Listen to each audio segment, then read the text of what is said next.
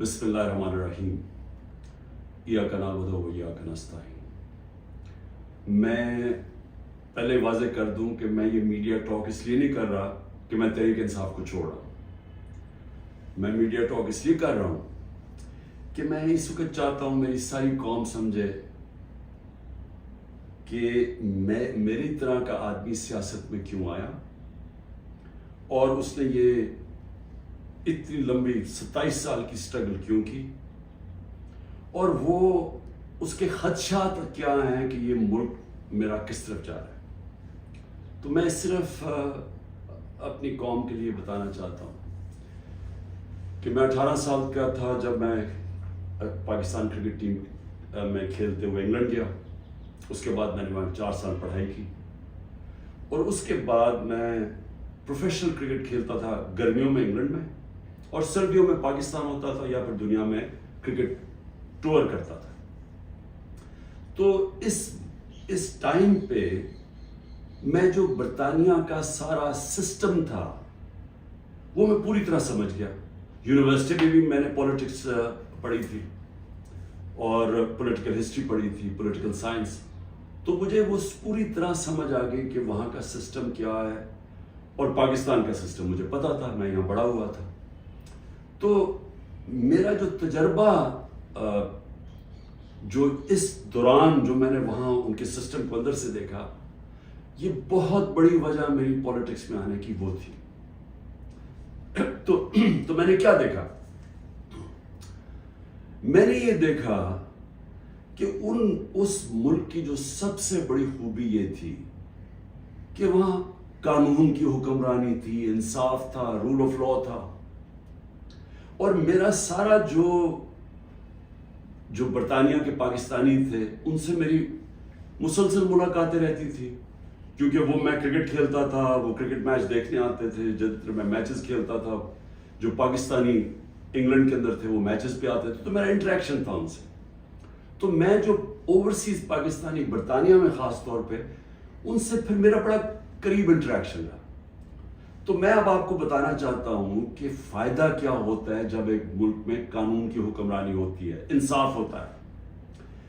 وہ شروع ان کی کہانیاں یہ تھیں کہ وہ مزدوری کرنے جاتے تھے، کیونکہ برطانیہ میں مزدوروں کی کمی تھی، تو انہوں نے زیادہ مزدور دنیا میں سے اور ملکوں سے بھی بلائے، جس میں سے پاکستانی بھی گئے، مزدوری شروع کرتے تھے، کیونکہ وہ ایک ایسا ملک جدھر انصاف کا نظام تھا، لیول پلینگ فیلڈ تھی، ان کو وہ پیسہ کماتے تھے، وہ پھر اس پیسے سے چھوٹی سی دکان کھول لیتے تھے، وہ کرتے کرتے وہ معاشرہ ان کو موقع دیتا تھا اوپر آنے کا۔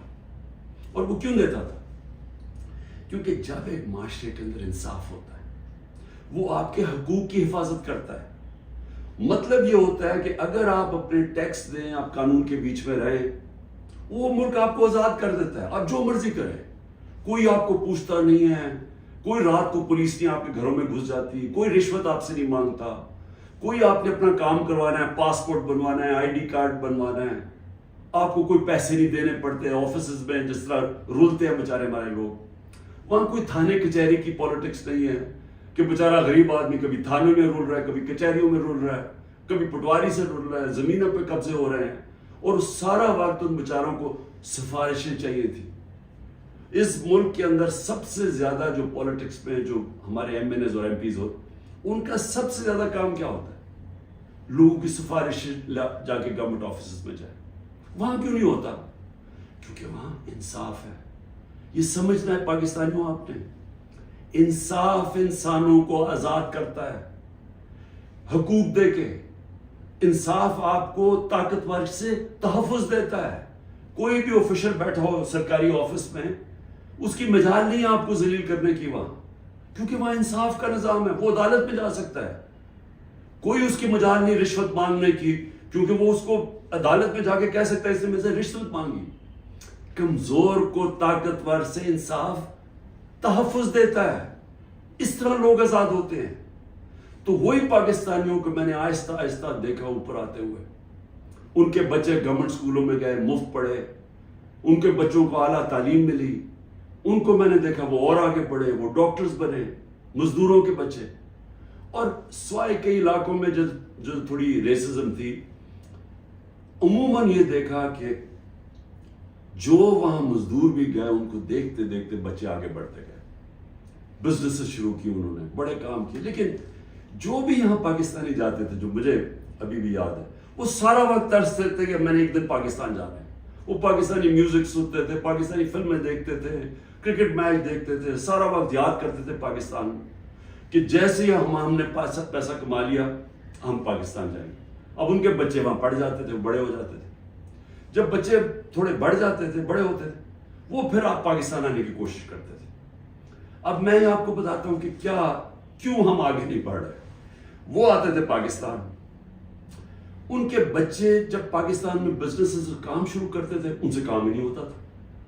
وہ عادی تھے کہ وہ سسٹم میں جائیں، وہاں سسٹم کام کرتا ہے، کام ہو، وہاں آپ کا جائز کام ہو، آپ کو کوئی پیسے نہیں دینے پڑتے، آپ کو فوری کام ہو جاتا ہے، کوئی رکاوٹیں نہیں ہیں. آپ بزنس کھولنا چاہیں، آپ محنت کریں، آپ وہ بزنس کامیاب ہو سکتی ہے. نفع نقصان ہوتا ہے لیکن کوئی رشوت نہیں مانگتا، کوئی آپ سے آ کے انسپیکٹر نہیں آتا، کوئی یعنی سرکاری آفیشل آپ کو تنگ نہیں کر سکتے. یہاں کی ان کو مشکل پڑ گئی. وہ تھوڑی دیر آتے تھے، کوشش کرتے تھے، تھوڑی دیر کے بعد ملک سے باہر واپس رہ ہی نہیں سکتے تھے. کرپٹ نظام میں ایک وہ نظام جدھر انصاف نہیں ہے، وہ نہیں گزارا کر سکتے تھے. وہ بیچارے ماں باپ واپس چلے جاتے تھے انگلینڈ. کئیوں کو میں جانتا ہوں، انہوں نے پیسہ اکٹھا کیا، محنت کی، 15-20 سال سرمایہ کاری، اتنا سرمایہ اکٹھا کر کے پاکستان آ کے بزنس کھولی. وہ اس نظام میں ان کی بزنس نہیں چلتی تھی. یہاں رشوتیں دینی پڑتی تھی، یہاں ہر سسٹم یعنی سسٹم میرٹ کو اجازت نہیں دیتا آگے بڑھنے کے لیے، کیونکہ انصاف نہیں ہے. اور وہ یہاں تباہ ہو کے، میں نے دیکھا لوگ یہاں فراڈ ہوئے، ان سے ہر جگہ زمینوں پہ قبضے ہوئے، ان کے گھروں پہ قبضے ہوئے. جب وہ واپس آتے تھے پیچھے قبضہ ہو جاتا تھا. تو ہوتا کیا تھا، وہ سارے پھر واپس چلے جاتے تھے. اور آخر میں یہ ان کو پتا چلا کہ پاکستان میں ہم بزنس نہیں کر سکتے. اب 1 کروڑ پاکستانی ہے. اب یہ ذرا آپ نے سننا ہے، 1 کروڑ پاکستانی باہر بیٹھا ہے. صرف برطانیہ امریکہ میں جو 16,000 پاکستانی امریکن ڈاکٹرز ہیں، 16,000، ان کی نیٹ ورتھ، جو ان کی ٹوٹل ان کی جو دولت ہے، 16,000، 200 ارب ڈالر ہے. 200 ارب ڈالر ان کی نیٹ ورتھ ہے. جو 10 پاکستانی سب سے امیر ہیں اس وقت امریکہ میں، پاکستانی امریکنز، 25 ارب ان کی نیٹ ورتھ ہے، ڈالرز. صرف جو پاکستانیوں کو یہاں سمجھتے ہیں کہ یہاں حالات اچھے نہیں ہیں، جنہوں نے دبئی میں، اس میں حلال کا بھی پیسہ حرام کا بھی ہے، صرف دبئی میں انہوں نے جو پراپرٹیز لی ہوئی ہیں، 20,000 پاکستانیوں نے وہ 10.4 ارب ڈالر کی پراپرٹیز لی ہوئی ہیں. ہم 6 ارب کے پیچھے، ڈالر کے پیچھے، IMF کے پیچھے بھاگ رہے ہیں. تو میں یہ صرف آپ کو کیوں بتا رہا ہوں؟ ہمارا ملک، اللہ نے ساری نعمتیں دی ہوئی ہیں اس کو. ایسا ملک دنیا میں نہیں ہے. ہر قسم کی، یعنی 12 موسم ہیں، اوپر سے نیچے جائیں بدل جاتا ہے، ملک بدل جاتا ہے. اس میں ہر کچھ اگ سکتا ہے. زرخیز زمین ہے، اس کو ہم صحیح استعمال نہیں کر پا رہے. لیکن جب تک ہم انصاف کا نظام نہیں ٹھیک کرتے، ہم اس ملک میں اس دلدل میں گھس رہے ہیں.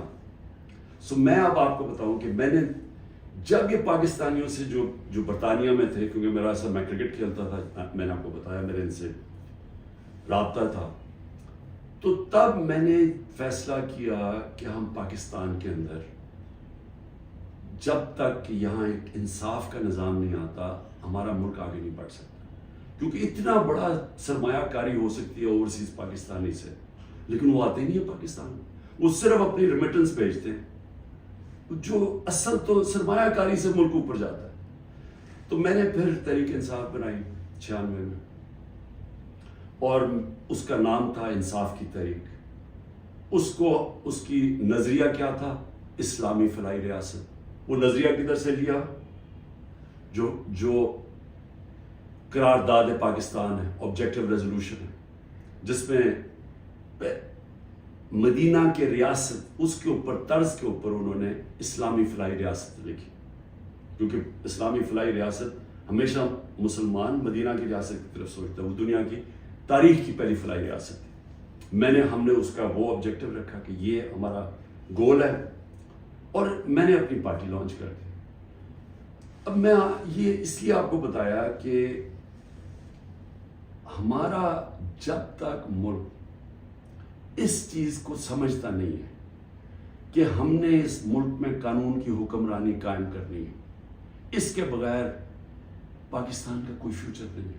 اگر ہم یہ نہیں سمجھتے تو ہم یہ جو تباہی کی طرف تیزی سے ہمارا ملک جا رہا ہے، ہم نہیں اس کو روک سکتے۔ میرے پاس ابھی اعداد و شمار ہیں جو اس موجودہ حکومت نے پرنٹ کیے ہیں، میں ابھی آپ کو وہ بتاؤں گا کہ ایک سال میں ہوا کیا ملک میں۔ لیکن میں نے ایک اور چیز جو، کیونکہ میرا برطانیہ کو میں اندر سے باہر سے اس کے معاشرے کو جانتا تھا، اور جب میں کرکٹ کے آخری دنوں میں میرا سفر شروع ہو گیا، میرے دین کی طرف بھی اسلام کی طرف بھی میں نے پڑھنا شروع کر دیا اور میرا سفر شروع ہو گیا، تو میں نے اس نتیجے پہ مجھے پہلی دفعہ سمجھ آئی کہ جو مدینہ کی ریاست جو میرے نبی صلی اللہ علیہ وسلم کی سنت ہے، کیوں اللہ ہمیں حکم کرتا ہے کہ ان کے راستے پہ چلو؟ کیونکہ اللہ نے نبی صلی اللہ علیہ وسلم کو رحمت للعالمین کا خطاب دیا ہوا ہے، سب انسانوں کے لیے رحمت بن کے آئے تھے۔ اس کا مطلب کوئی بھی انسانی معاشرہ اس مدینہ کے ریاست کے اصولوں پہ چلے گا، وہ اوپر آ جائے گا، ادھر خوشحال ہو، اللہ کی برکت آ جائے گی۔ آج آپ صرف یہ دیکھ لیں کہ مدینہ کی ریاست کن اصولوں پہ کھڑی ہوئی تھی؟ سب سے پہلے عدل اور انصاف۔ عدل اور انصاف کا مطلب یہ حقوق، انسانی حقوق، ہر انسان کے جب اس کو حقوق ملتے ہیں وہ آزاد ہو جاتا ہے، اس کو طاقتور سے تحفظ مل جاتا ہے، اور انسانوں کو حقوق دے کے پھر فلاحی ریاست بنائی کہ ایک ریاست میں انسانیت کا نظام، کہ ایک ریاست کمزور کا ذمہ داری لے اپنے کمزور طبقے کی، غریب کی، بیواؤں کی، معذوروں کی، یتیموں کی، بوڑھوں کی پینشنز نکلی مدینہ کی ریاست میں، یہ پہلی دفعہ ہوا تھا۔ تو دونوں آج جن جن ملکوں میں یہ بنیاد رکھی گئی ہے انصاف پہ، میرٹ پہ، فلاحی ریاست، انسانیت کے اوپر، جدھر تعلیم کے اوپر زور دیا جو میرے نبی صلی اللہ علیہ وسلم نے دیا، وہ سب آگے نکل گئی ہیں۔ آپ ایک ایک ملک دیکھ لیں جو آج خوشحال ہے، وہ سب یہ وہی اصولوں پہ وہ کھڑے ہوئے ہیں، کیونکہ رحمت للعالمین تھے کہ جو ان کی سنت پہ چلے گا اس کو اللہ اس معاشرے کو برکت بخشے گا۔ اب ہم پاکستان پہ آتے ہیں، موجودہ پاکستان میں دیکھیں جو اس وقت پاکستان میں ہو رہا ہے نا، یہ ہر چیز جس کے لیے، ہر وہ اصول جس کے اوپر پاکستان بنا تھا، آج اس کی نفی ہو رہی ہے۔ بدترین غلامی ہو رہی ہے اس وقت پاکستان کے اندر۔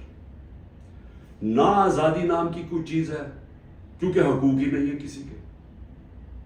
رات کو پولیس گھستی ہے کسی کے گھر میں، سارا گھر توڑ دیتی ہے، اگر وہ جس کو، اور اس کا صرف قصور ہے کہ وہ تحریک انصاف کا، وہ تحریک انصاف کا نہیں ملتا، اس کی بہنوں کو، ان کو تنگ کرتے ہیں، بہنوئیوں کو، رشتہ داروں کو، ان کو تنگ کرتے ہیں، ان کو پکڑ کے لے جاتے ہیں، عورتوں کو پکڑ کے لے جاتے ہیں۔ یہ تو ہم سنتے تھے کہ ہٹلر کی جرمنی کے اندر ایسے ہوتا تھا، میں نے تو اس طرح کی چیزیں سنی نہیں کبھی، کہ جس طرح میرے گھر پہ اٹیک ہو، میں اپنا سچ بتا رہا ہوں، بیوی اکیلی بیٹھی ہے، 40 پولیس والے گھس گئے، سارا توڑ پھوڑ کے لوٹ کے چلے گئے گھر، نوکروں کو مارا، جو بچا ہنسام آئے ان کو اٹھا کے لے گئے اور مارا یا بری طرح۔ کس قانون کے تحت؟ تو یہاں تو مکمل طور پہ جنگل کا قانون نافذ ہو گیا، یہاں تو بنیادی حقوق ہی ختم ہو گئے ہیں۔ آج آئین کچھ کہتا ہے، کہاں آئین اجازت دیتا ہے کہ ایک ہوتا ہے کور کمانڈر کا گھر جلایا جاتا ہے۔ مجھے پہلی دفعہ پتا چلتا ہے جب میں 4 دن کے بعد نکلتا ہوں، مجھے چیف جسٹس صاحب سپریم کورٹ کے کہتے ہیں، ادھر ہی میں مذمت کرتا ہوں۔ کون نہیں مذمت کرے گا؟ اب جس کو پکڑتے ہیں وہ آ کے بیٹھتے ہیں، جی میں پی ٹی آئی چھوڑو، میں جی فوج کے ساتھ ہوں اور میں بڑی مذمت کرتا ہوں 9 مئی کو، تو کون نہیں کرتا؟ ہم نے کبھی کہا کہ ہم نے مذمت نہیں کی؟ کوئی چاہے گا اپنے ملک کے آپ اپنی فوج کے خلاف کوئی کاروائی کریں یا اپنی فوج کو بدنام کوئی چاہے گا، کیونکہ جب آپ کی فوج کمزور ہوتی ہے ملک کمزور ہو جاتا ہے. لیکن یہاں تو ایک عجیب ہی ماحول بنا دیا گیا ہے. وہ کور کمانڈر کا انویسٹیگیٹ کیے بغیر، یہ پتہ ہی نہیں ابھی تک کہ کس نے کیا کیا، اس کے انویسٹیگیٹ کیے بغیر پورا پاکستان میں تحریک انصاف کے اوپر کریک ڈاؤن ہو گیا. اچھا جی کتنی جگہ چلی تھی مجھے تو یہ بھی نہیں پتا، کور کمانڈر کا تو ہمیں پتا ہے، اور گاڑیاں کو ہمیں خود ہمارے پاس تصویریں ہیں کہ پولیس خود گاڑیاں چلا رہی ہے کہ ہمارے سامنے. وہ ریڈیو پاکستان پشاور کیسے جل گیا؟ وہ مظاہرہ تو کہیں اور ہو رہا تھا، وہ ایک دم وہ جل گیا. کوئی تحقیقات کیے بغیر اس کا بہانہ لے کے، جس طرح ہٹلر نے اپنے مخالفین کمیونسٹ کو ختم کیا تھا 1933 میں جرمنی میں، جس طرح سہارتو نے انڈونیشیا کے کمیونسٹ کو ختم کیا تھا کہ جنہوں نے ہمارے کوئی آرمی آفیسرز کو قتل کیا، ان کو ساروں کے اوپر حلہ دیا، دھاوا بول دیا، جو آج ہوا ہے. تحریک انصاف جدھر ملتی ہے، بھئی کراچی والوں کا کیا کور کمانڈر سے تھا، باقی پاکستان میں تھا. چلے لاہور میں ہم مانا ہو گیا، وہ اس پہ بھی تحقیقات کے بغیر اچھا چلیے آپ کو بڑا غصہ ہے تو باقی جگہ کیوں پکڑ رہے ہیں؟ ساری جگہ کوئی تحریک انصاف کا سپورٹر ہو، رشتہ دار ہو، جانا ہو، کوئی کسی نے ٹویٹ کی ہو، ان کو پکڑ کے جیلوں میں ڈال رہے ہیں. 10,000 لوگوں کو پکڑ کے جیل میں ڈال دیا. اور اب یہ جبری طلاقیں ہو رہی ہیں. وہ آتے ہیں بیٹھتے ہیں، جی میں دیکھیں جی میں نے تو بڑا فوج کے ساتھ ہوں، میں تو بڑا یہ 9 میں جو ہوا بہت برا ہوا اور میں تو تحریک انصاف چھوڑوں. تو یہ اس سے سمجھا جا رہا ہے کہ یہ پارٹی کمزور ہو رہی ہے، عمران خان اکیلا رہ گیا. لیکن میں سارے جو آج آپ بیٹھے ہیں نا، جو فیصلے کر رہے ہیں اس ملک، میری بڑی غور سے بات سنیں. میں یہ جو آپ کے سامنے آیا ہوں، یہ کبھی جب میں کوشش کرتا ہوں کہ ڈائلاگ کی بات کرو، ہمارے سے کوئی بات چیت تو کر لے، ہم یہ بات کر کے مسئلے حل کر دیں. جس دن میں یہ کرتا ہوں اگلے دن اور سختی شروع ہو جاتی ہے، 2-3 اور FIR کاٹ دیتے ہیں، گھر میں آ جاتی ہے پولیس. کیونکہ سمجھتے یعنی کوئی ایک عجیب ذہن بیٹھے ہوئے، وہ سمجھتے ہیں کہ جو ڈائلاگ کرنا چاہ رہا ہو وہ اب اس کے گھٹنے کانپنے شروع ہو گئے ہیں، تو اس لیے آ کے اس کے اوپر تھوڑی اور سختی کرو تو بالکل بیٹھ جائے گا. دیکھیے یہ تو ہونے نہیں لگا. میں پھر سے آپ کو کہہ دوں کہ جب تک میرے میں سانس ہے، میں اس ملک کی حقیقی آزادی کے لیے تب تک پوری جدوجہد کرتا رہوں گا جب تک میں زندہ ہوں. لیکن مجھے اس وقت پاکستان کا خطرہ ہے، مجھے اپنی ملک کی فکر پڑ گئی ہے. اور جو لوگ مل کے یہ سب کچھ کر رہے ہیں، ان کو ملک کی فکر کیوں نہیں ہے؟ کیوں آج ہم مجھے یہ نہیں؟ 308 روپے کا ہو گیا ڈالر اوپن مارکیٹ میں. جب ڈالر 308 روپے کا اوپن مارکیٹ میں ہو جائے تو خطرے کی گھنٹیاں بج جانی چاہیے کہ اب جا رہا ہے پاکستان اس جس کو ہائپر انفلیشن کہتے ہیں، یہ اس مہنگائی کی طرف جا رہا ہے. سارا بزنس ٹھپ، انڈسٹری ٹھپ. ابھی میں آپ کو اس حکومت کے اعداد و شمار بتاؤں گا. تو ان کو کیوں نہیں فکر، یہ PDM والوں کو؟ ان کے پیسے باہر پڑے ہیں، ان کا اربوں ڈالر اس ملک سے باہر پڑا ہے. ان کو کوئی فرق نہیں پڑا کہ اس ملک کے اندر لوگوں کی $130 کم ہو. 130 روپیہ گرا ہے ڈالر کے مقابلے میں صرف جب سے ہم گئے. تو ان کو نہیں فکر پڑ رہی. وہاں لندن میں بیٹھ کے عاشیاں، بڑے بڑی گاڑیاں، بڑے بڑے ریسٹورنٹس میں بیٹھے ہوئے ہیں، شاپنگ ہو رہی ہے ہیرڈز میں، کیونکہ ڈالرز میں یا چوری کر کے پیسہ وہاں لے گئے. فکر ہر اس پاکستانی کو ہونی چاہیے جس کا جینا مرنا پاکستان میں ہے. میں نے عمران خان کو ECL پہ ڈال دیا. شکر کو میں تو آپ کا شکریہ ادا کرتا ہوں. میں تو جانا ہی نہیں چاہتا ملک سے باہر، کیونکہ میں نے کوئی باہر میرے پیسے بینک اکاؤنٹس کچھ نہیں پڑے ہوئے. مجھے تو یہ ملک سے پیار ہے. تو اس لیے ECL ان کو فرق پڑتا ہے جنہوں نے جائیدادیں ڈالرز میں رکھی ہوئی ہیں باہر، اور ان کو کوئی فرق نہیں پڑا کہ ملک تباہی کی طرف جا رہے ہیں. ذرا آپ یہ صرف دیکھ لیں کہ جب ایک آدمی نے بند کمرے میں فیصلہ کیا کہ جناب عمران خان بہت ملک کے لیے تباہی کر رہا ہے اور میں اس کو بدلنا ہے، اور اس نے جب گورنمنٹ گرائی، تو ذرا صرف میں اب آپ کو اس حکومت کی اعداد و شمار ہمارے پاس جو فورن ایکسچینج ریزروز تھے، یاد رکھیں روپیہ مضبوط رہتا ہے جب آپ کے ریزروز اوپر ہو، 16.2 ارب ڈالر، آج وہ ہیں 4.5 ارب ڈالر، منفی 72% ہمارا فورن ایکسچینج گرا، ایکسپورٹس 13% گری ہے، ریمیٹنسز جو باہر سے پاکستانی ڈالر بھیجتے تھے وہ 13% گرے۔ یاد رکھیں یہ ہر سال ہمارے بڑھتے جا رہے تھے، ہر سال پچھلے سال سے زیادہ ہوتی تھی ہماری ایکسپورٹس بھی، ریمیٹنسز بھی، ڈالر زیادہ آ رہا تھا۔ اب جب سے یہ آئے ہیں 13% دونوں نیچے چلی گئی ہے بجائے اوپر جانے کے۔ اس کا مطلب ڈالر کم آ رہے ہیں پاکستان میں، قرضے بڑھتے جا رہے ہیں، ڈالر کم آ رہے ہیں اور ہم نے قسطیں بھی دے دی۔ ٹیکسٹائل ایکسپورٹ جو ہماری سب سے بڑی ایکسپورٹ ہے، منفی 14% گر چکی ہے۔ انٹرسٹ ریٹ، اب بزنس کام کون کرے گا؟ ہم جب تھے 9.8 تھا، آج 21% ہے ہمارا سود۔ ہمارا جو ایکسچینج ریٹ ہے آفیشل 180 کر لیں، ہمارا تھا جب ہم گئے 180 روپے ڈالر تھا، آج 287 روپے ڈالر آفیشل ریٹ ہے اور 308 پہ پہنچ گیا ہے اوپن مارکیٹ میں۔ مہنگائی کے اوپر بڑا شور مچا تھا، 12.7% تھی ہماری کنزیومر پرائس انڈیکس۔ مہنگائی کی دو ہوتی ہیں قسمیں، ایک جس کو کہتے ہیں کنزیومر پرائس انڈیکس جو CPI ہوتی ہے، وہ 12.7 تھی، آج 36.4% ہے، پاکستان کی تاریخ کی سب سے بڑی مہنگائی۔ لیکن اس سے زیادہ خطرناک جو سینسٹیو پرائس انڈیکس ہے وہ 14.2 ہمارے دور میں تھی، آج وہ پاکستان میں 42.1% ہے۔ پٹرول، یاد رکھیں ہمارے دور میں پٹرول 110 سے 115 لیٹر 110 سے 115 ڈالر پہ بیرل گئی تھی، آج وہ 70-80 کے بیچ میں ہے، یعنی ادھر سے آ کے۔ ہمارے دور میں 150 روپے لیٹر پیٹرول تھا، 145 روپے لیٹر ڈیزل تھا، آج ڈیزل پہنچ گیا 260 روپے اور پیٹرول پہنچ گیا 270 روپے۔ جب پیٹرول مارکیٹ میں نیچے، انٹرنیشنل تیل نیچے چلا گیا تو یہ آپ ذرا دیکھیں تقریباً 100 روپے اوپر گیا۔ آٹا جو ہر آدمی کو افیکٹ کرتا ہے، ہمارے دور میں 55 روپے تھا کے جی، آج وہ پہنچ گیا 136 روپے کے جی، 130% کا اضافہ ہوا اس میں، اور یہ عام آدمی کو سب سے زیادہ تکلیف دے رہی ہے۔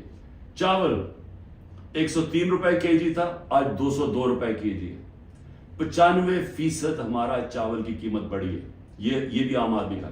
گھی، انٹرنیشنل مارکیٹ میں جو پام آئل ہم امپورٹ کرتے ہیں وہ آدھا ہو گیا ہے، آج ہمارے دور میں 468 روپے کے جی تھا، آج 603 روپے کے جی ہے، جبکہ آدھا ہو گیا انٹرنیشنل مارکیٹ میں۔ اور دودھ 170 روپے لیٹر تھا، آج 170 روپے لیٹر۔ میں اور بھی آپ کو بتا دوں کہ جس سے آپ کی دولت میں اضافہ ہوتا ہے، ہماری جو گروتھ ریٹ تھی، یعنی جس ریٹ پہ ہماری دولت میں اضافہ ہو رہا تھا، جس کو GDP کہتے ہیں، GDP میں اضافہ، وہ 6.1% تھی، آج وہ چلی گئی ہے منفی 0.2%، 0.2% پہ چلی گئی۔ انڈسٹریز، ہماری اوور آل انڈسٹری 6.8% پہ بڑھ رہی تھی، آج وہ -2.9% پہ چلی گئی۔ یعنی جس سے آپ کے ملک میں دولت بنتی ہے، جس سے آپ ٹیکسز بڑھتے ہیں، جس سے آپ روزگار دیتے ہیں، وہ انڈسٹری جو زیادہ تر انڈسٹریز وہ -2.9 پہ پہنچ گئی ہیں، اور جو لارج اسکیل مینوفیکچرنگ ہے جس سے سب سے زیادہ دولت میں اضافہ ہوتا ہے، وہ ہمارے دور میں 11.9% پہ بڑھ رہی تھی، وہ آج -7.9% پہ چلی گئی، تقریباً 8% منفی پہ چلی گئی۔ جو کنسٹرکشن ہے جس سے سب سے زیادہ نوکریاں ملتی ہیں، وہ 1.9% پہ بڑھ رہا تھا ہمارے دور پہ، آج وہ -5.5% پہ چلی گئی۔ اور پھر کاٹن، کیونکہ ہمارا سب سے زیادہ جو کپڑا بناتے ہیں ہم، اس سے ہمارا اضافہ بھی ہوتا ہے، نوکریاں بھی ملتی ہیں، ایکسپورٹس بھی بڑھتی ہیں، وہ 9.2% پہ بڑھ رہی تھی، آج وہ -23% پہ پہنچ گئی ہے، یعنی کہ بند ہو رہی ہے انڈسٹری. میں یہ آپ کو یہ صرف فگر اس لیے دے رہا ہوں، اور جو بھی ہمارے اس ملک میں فیصلے کر رہے ہیں میں اس لیے آپ کو کہہ رہا ہوں کہ یہ ملک تباہی کی طرف جا رہا ہے. ان کے پاس کوئی روڈ میپ نہیں ہے. جتنا ٹائم دے رہے ہیں یہ ملک نیچے جاتا جا رہا ہے. جن لوگوں کے پاس ڈالرز میں باہر پیسے نہیں رکھے ہوئے ان سب کے لیے تباہی آئی ہوئی ہے. سارا تنخواہ دار طبقہ آج تکلیف میں ہے. جس کے پاس سیلریز ہیں ان کا اگر 100 روپیہ سال پہلے اگر 100 روپیہ چیزیں خریدتا تھا وہ 50 روپے رہ گئے. تو یہ تو ایک عذاب آنے والا ہے. اور ابھی یہ جو روپیہ گر رہا ہے کیونکہ ان کے پاس جب آپ کیسے آپ نے قرضے دینے آپ اگلے مہینے قرضوں کی قسطیں دینی ہے. جب آپ کی دولت میں اضافہ نہیں ہو رہا، جب ڈالرز ہی نہیں بڑھ رہا ہے، جب آپ کی انڈسٹری بند ہو رہی ہے، جب آج کسانوں کے پاس وہ پیسہ ہی نہیں رہا کیونکہ وہ اتنی مہنگائی ہو گئی ہے کہ اس کے پاس پیسہ نہیں بچتا اپنی زمین پہ لگانے کے لیے، تو وہ اس کی ظاہر ہے اس کی پیداوار گرنی شروع ہو جائے گی. تو ہم نے کدھر سے قرضے واپس کرنے؟ ہم آج پاکستان میں ہمیں یہ سمجھنا چاہیے کہ ہم اگر اس وقت اس کو ہم ٹھیک نہیں کرتے یہ سب کے ہاتھ سے نکلنے والی ہے. دیکھیں معاشرہ کنٹرول سے باہر بھی نکل جاتا ہے. سری لنکا میں اس سے کم حالات تھے جبکہ لوگ سڑکوں کے اوپر آ گئے. ابھی تک لوگ سڑکوں پہ کیوں نہیں آ رہے؟ کیونکہ انہوں نے الیکشن پہ کی امید لگائی ہوئی ہے کہ ہم جو ہمارے سے ہوا ہے وہ اندر گھروں میں بیٹھ کے تپے ہوئے ہیں کہ جب الیکشن آئے گا تو ہم ان کو سبق سکھائیں گے. تو یہاں تو الیکشن کروانے کا کوئی پلان ہی نہیں ہے. یہاں تو الیکشن کا تب پلان ہے جب عمران خان کو کرش کیا جائے گا، اور وہ کرش کیا جا رہا ہے. یعنی یہ جو ہمارے اوپر جس طرح کا جبر ہو رہا ہے اور جس طرح کا یہ ظلم ہو رہا ہے تو یہ تو کبھی ہوا ہی نہیں ہے پاکستان میں کسی پارٹی سے. اور یہ اس کے پیچھے یہ سوچ ہے کہ جب یہ کرش ہو جائے گی پارٹی تب ہم الیکشن کروا دیں گے. دیکھیں کیونکہ میں بڑا ہوں، میں نے ایسٹ پاکستان مجھے یاد ہے. میں بار بار لوگوں کو بتاتا ہوں کہ آخری فلائٹ میری آئی تھی ڈھاکہ سے، میں انڈر 19 کا میچ کھیلنے گیا تھا. اس کے بعد آپریشن شروع ہو گیا تھا اپریل 71 میں. دیکھیں ہوا کیا تھا اس پاکستان میں، اس پھر سے یاد رکھیں، تاریخ سے سیکھنا چاہیے. ذوالفقار علی بھٹو نے 81 سیٹیں جیتی پاکستان میں 138 میں سے، اور کہا تھا ذوالفقار علی بھٹو کا انقلاب آ گیا تھا، اور واقعی انقلاب تھا، روٹی کپڑا مکان کا انقلاب آیا تھا. لیکن 138 میں سے ذوالفقار علی بھٹو نے 81 سیٹیں جیتی. اور اس نے جو نعرہ تھا کہ میں پہلی دفعہ عوام کا نام لیا. پہلے تو عوام کا نام ہمیں پتہ نہیں عوام کیا ہوتی ہے، کیونکہ پہلے تو اور قسم کی سیاست تھی. تو اس نے ایک ذہنوں میں انقلاب لے کے پہلی دفعہ عوام کی بات کی. لیکن مجیب الرحمان 162 سیٹیں تھی ایسٹ پاکستان میں، اس نے 160 جیتی، صرف 2 سیٹیں ہاری اس نے. تو وہ کیا کہہ رہا تھا؟ وہ انصاف کہہ رہا تھا کہ ہمارے سے انصاف نہیں ہو رہا، ہمارے حقوق نہیں مل رہے، ایسٹ پاکستان کو کالونی کی طرح رکھا جا رہا ہے، ہمیں سیکنڈ کلاس شہریوں کی طرح رکھا جا رہا ہے. اور وہ انصاف مانگ رہا تھا، حقوق مانگ رہا تھا، وہ آزادی نہیں مانگ رہا تھا. جب ہم نے آپریشن شروع کیا تو وہ پھر حقوق سے آزادی کی طرف چلا گیا. وہ بات کرنے کے لیے بھی تیار تھا. اور مجھے ابھی بھی یاد ہے جب ہمارا ملک ٹوٹا تھا، میں انگلینڈ میں تھا، پڑھ رہا تھا، تو جو دھچکا ہم سب کو لگا تھا، یعنی ہم ہل کے رہ گئے تھے. پھر لوگوں نے اپنے دل بلائے، نہیں جی اس پاکستان تو بڑا غریب ملک تھا، ہمارے اوپر بوجھ تھا، وہاں سائیکلون آتا تھا تو ہمیں ان کو پیسے دینے پڑتے تھے، اس طرح کی باتیں کی. آج بنگلہ دیش ہمارے سے آگے نکل گیا ہے. اور میں آج آپ کو یہ بتا دوں کہ یہ جو ایسٹ پاکستان سے سبق سیکھنا ہے وہ یہ کہ جب ایک قوم آزادی کا فیصلہ کر لے اور اپنے حقوق کے لیے، حقوق کا ہوتا کیا ہے؟ آپ کو انصاف ملتا ہے، انصاف آپ کو حقوق دیتے ہیں، حقوق آپ کو طاقتور سے کمزور کی تحفظ دیتا ہے. جب تحفظ ملتا ہے وہ آزاد ہو جاتا ہے، اس کو لیول پلینگ فیلڈ مل جاتی ہے، اس ملک میں خوشحالی آ جاتی ہے، کیونکہ وہ پھر زیادہ تر بڑی بزنسز تو نہیں ہیں پاکستان میں، جو میں بتا رہا ہوں اوورسیز پاکستانی کیوں نہیں آتا، وہ زیادہ تر چھوٹی بزنسز ہیں. چھوٹی بزنس پاکستان میں چل نہیں سکتی کیونکہ ان کے پاس اتنی طاقت نہیں ہوتی رشوت دینے کی، ان کے پاس اتنا ٹائم نہیں ہوتا کہ وہ آفیسز کے چکر لگائیں، وہاں ان کو وہ ڈیلے صرف اس لیے کریں جب تک آپ رشوت نہیں دیتے، تو وہ چلے جاتے ہیں واپس. تو چھوٹی بزنس جو اسمال اور میڈیم صنعت ہوتی ہے وہ ایک ریڑھ کی ہڈی ہوتی ہے ملک کی. اصل تو روزگار وہ دیتا ہے، ساری دنیا میں اسمال اور میڈیم انڈسٹری دیتی ہے، یہاں وہ چل نہیں دیتے کیونکہ یہاں ایک سسٹم بڑا کرپٹ ہے، کیونکہ یہاں انصاف نہیں ہے. تو جو میں آج آپ کو کہنے کی کوشش کر رہا ہوں کہ انصاف جب ایک لوگوں کے دلوں میں چلا جاتا ہے کہ ہمیں انصاف چاہیے، ہمیں حقوق چاہیے، ہمیں آزادی چاہیے، پھر آپ ان کے اوپر جو مرضی کریں، ملٹری آپریشن بھی، وہ پھر بیج دل سے نہیں نکلتا. کیونکہ جو اللہ نے ہمارے اندر یہ پیدا کیا ہوا ہے آزادی کا، یہ جو آزادی کا بیج ہے، یہ انصاف اور آزادی ساتھ ساتھ جاتے ہیں، یہ اندر ہے ہمارے. اور اس نے جب لا الہ الا اللہ کہتا ہے، ہم اسے وعدہ کرتے ہیں، وہ ہمیں آزاد کرنا چاہتا ہے اللہ، کیونکہ صرف آزاد لوگ اوپر جا سکتے ہیں. تو جب لوگوں کا دل میں آزادی کا جذبہ آ جاتا ہے، وہ پھر یہ جبری طلاقوں سے، یہ پکڑ دکڑ کر کے، یہ مار پیٹ کے، یہ خوف کر کے، اس سے یہ جاتا نہیں ہے. پھر یہ نفرتیں بڑھ جاتی ہیں، یہ اور زیادہ غصہ بڑھ جاتا ہے، یہ کہیں جانے نہیں لگا. یہ جو مرضی آپ کریں کہ ہر روز بیٹھ کے جی مجھے تو فوج سے بڑا پیار ہے اور 9 مئی کو بڑا برا کیا گیا، میں چھوڑا پارٹی. تو کیا اس سے پارٹی، کیا لوگ بیوقوف ہیں؟ کیا لوگوں کو نہیں سمجھ آ رہی کیا ہو رہا ہے؟ تو میں آخر میں یہ کہنا چاہتا ہوں، دیکھیں یہ پاکستان کی اس وقت جنگ ہے، یہ تحریک انصاف کو ختم کرتے کرتے پاکستان کو تباہ نہ کریں. یہ اگر اس وقت ہم نے سٹیپس نہ لیے، قدم نہ اٹھایا، یہ ادھر چلا جائے گا، کوئی بھی نہیں کچھ کر سکے گا. سارا تنخواہ دار طبقہ تھوڑی دیر میں کھڑا ہو جائے گا.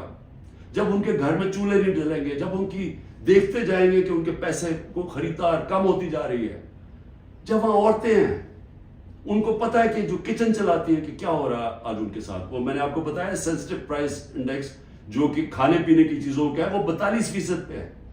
تو جب یہ حالات ایسے ہو جائیں پھر ایک معاشرہ پھٹ جاتا ہے. تو میں اس لیے بات چیت کی بات کر رہا ہوں کہ یہ ٹائم ہے، یہ ملک ٹھیک تب ہوگا جب اس سارے ملک کے ادارے اکٹھے بیٹھے اور ملک کی سب سے بڑی ایک ہی جماعت جو فیڈرل پارٹی ہے پاکستان کی، وہ سب اکٹھے بیٹھے اور وہ بیٹھ کے اس مسئلے کا حل نکالیں. یہ ڈنڈے مار کے مسئلے کا حل نہیں ہونے لگا. یہ جو بھی کریں گے، میں تو بیٹھا ہوں کہ ہر روز میں انتظار کرتا ہوں کہ کس دن پکڑنے آئیں گے، میں تو تیار ہوں اس کے لیے. اس سے مسئلہ نہیں حل ہونے لگا. اس کی سلوشن اس میں ڈنڈے مارنے میں نہیں ہے اور ظلم کرنے میں. اگر یہ ہوتی تو اس پاکستان نہ علیحدہ ہوتا.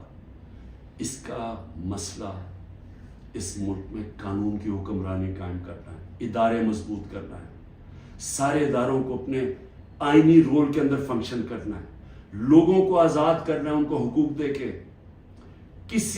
کبھی اس ملک میں نہیں ہونا چاہیے کہ لوگ گھروں میں بیٹھے اور رات عورتیں نہ پرواہ چادر نہ چادر والی لوگ آئے گھر توڑ کے چلے گئے اور کوئی پوچھنے والا نہیں ہے. اور انہیں پتا کیونکہ وہ طاقتور ہے، کوئی پوچھے گا ہی نہیں. عدالتوں سے سارا خوف چلا گیا. عدالتیں جا کے فیصلہ کرتی ہیں عمران ریاض کو لے کے آؤ، وہ ابھی تک پتہ ہی نہیں ہے وہ کدھر چلا گیا. اور جس طرح کے تشدد کی میں نے کہانیاں سنی ہیں کہ جو باہر نکلتے ہیں، کئی لوگوں کو، سب کو نہیں کیا، کئیوں کو تو برے حالات میں رکھا ہے کہ اتنے چھوٹے سے دڑبوں کے اندر لوگوں کو بند کیا ہوا ہے، لیکن کئیوں پہ تشدد کیا. تو میں یہ سوال پوچھتا ہوں کہ ہماری جب عدلیہ کی بات، ان کی ورڈکٹ نہیں مانے جائیں گے، عدلیہ کہتی ہے الیکشن کرواؤ آئین کے مطابق، وہ الیکشن ہی گورنمنٹ کرواتی، تو یہ ملک تو تباہ کی طرف چلا گیا نا، بنانا ریپبلک بن گیا. یہ ملک تو وہ جنگل کا قانون آ گیا آج پاکستان میں. تو میں اس کی آخر میں اپیل کرتا ہوں کہ بات چیت کرنی چاہیے فوری طور پہ. جو یہ کیا جا رہا ہے یہ کوئی حل نہیں ہے، اور اس کو یہ نہ سمجھیں کہ عمران خان کی کمزوری ہے، کیونکہ جب میں یہ بات چیت کی بات کرتا ہوں اور سختی آ جاتی ہے، باہر پولیس پہنچ جاتی ہے، وارنٹ نکلاتے ہیں. یہ مجھے اس سے کوئی فرق نہیں پڑتا. مجھے اپنی ملک کی اس وقت فکر پڑی ہوئی ہے، اور آپ سب کو بھی فکر ہونی چاہیے کہ یہ جو میں نے آپ کو بتایا ہے، آج اگر 308 روپے کا اوپن مارکیٹ میں ڈالر مل رہا ہے تو سمجھ جائیں کہ پاکستان ادھر اب پہنچ جائے گا جدھر سارے لوگوں نے ڈالر خریدنا ہے, کسی نے سرمایہ کاری نہیں کرنی, باہر سے اوورسیز پاکستانی ریمیٹنسز انہوں نے لیگل چینل سے نہیں بھیجنا کیونکہ اتنا فرق پڑ گیا اوپن مارکیٹ اور آفیشیل ریٹ کے اندر, تو یہ تو ملک تو جا رہا ہے نیچے. تو اس لیے میں پھر آخر میں اپنی ساری قوم کو کہتا ہوں کہ آپ سب صبر کریں, اپنی پارٹی کو کہتا ہوں صبر کریں.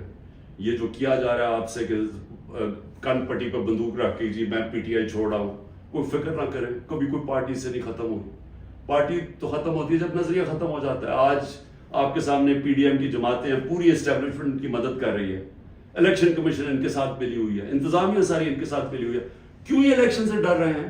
سارا تو آپ کے پاس امپائرنگ بھی اپنے ہیں, پھر بھی ڈر رہے ہیں کہ جی عمران خان کو پہلے ختم کرو پھر الیکشن لڑیں گے, کیونکہ ان کا ووٹ بینک ختم ہو گیا ہے.